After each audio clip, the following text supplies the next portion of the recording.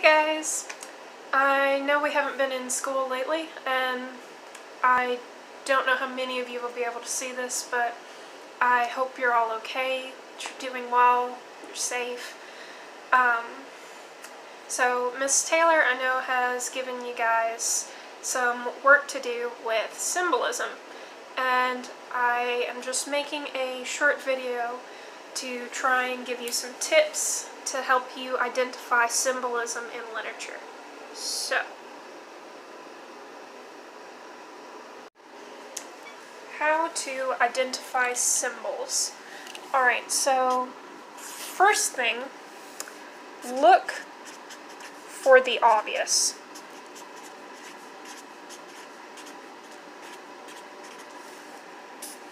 So, if you see a skull,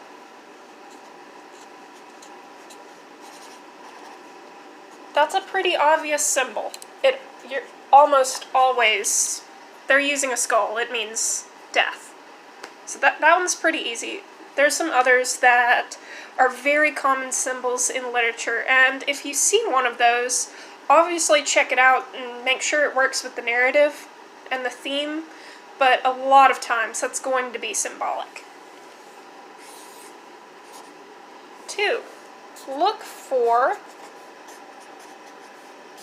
repetition.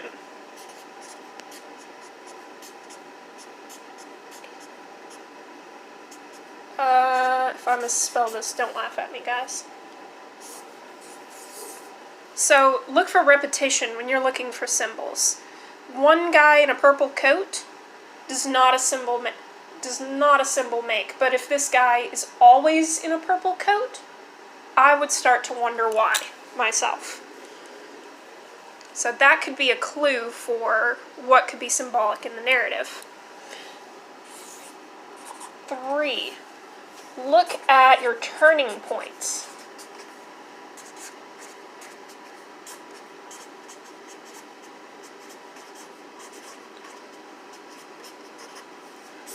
Your climaxes and your important plot points, all of these big things will often have something that's symbolic and important that you can pick out.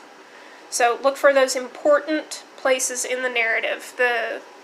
If you were going to give a summary of the narrative, you'll often hit just the highlights, and I would go back and look at those highlights and see if there's anything there that could be symbolic of something else. And last thing is always think about theme.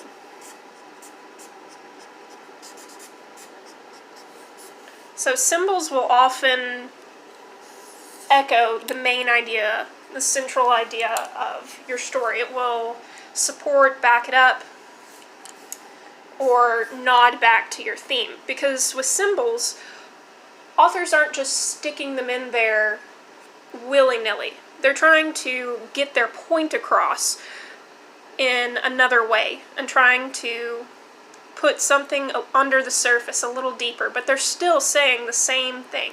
They're trying to get you to understand their main idea, their central point. So think about the theme, and if there's anything you think might be a symbol, then see if it backs up the theme, what you think the theme of the narrative is, and that could be a good clue as to whether or not it's a symbol. And lastly, a lot of times, here's a pro tip, a lot of times we'll think of things that are symbols that the author never intended to be a symbol. I remember this joke that I saw on the internet, where some kids in a class had an assignment to do a drawing of The Great Gatsby. And one kid drew Gatsby reaching for the green light, but Gatsby didn't have any hands in the drawing. And the teacher was just floored by this drawing, and she was talking about how it was so great and how it was symbolic of Gatsby's helplessness and the futility of the American dream. And the kid leaned over and told his classmate, "I can't draw hands." He never intended that to be symbolic, but we read into things. So in literature, sometimes we see symbols where the author didn't intend for there to be a symbol, but Here's the cool thing about literature. There's almost never a wrong answer. There are some wrong answers. Don't take this too far. But a lot of times, if you can come up with the wildest thing, but if you can back it up with textual evidence, it'll fly. As long as you can back it up, you can probably get away with saying that it's a symbol, even if maybe it wasn't intended to be. So I just think that's pretty cool how we can make literature our own based on our interpretation and our ideas.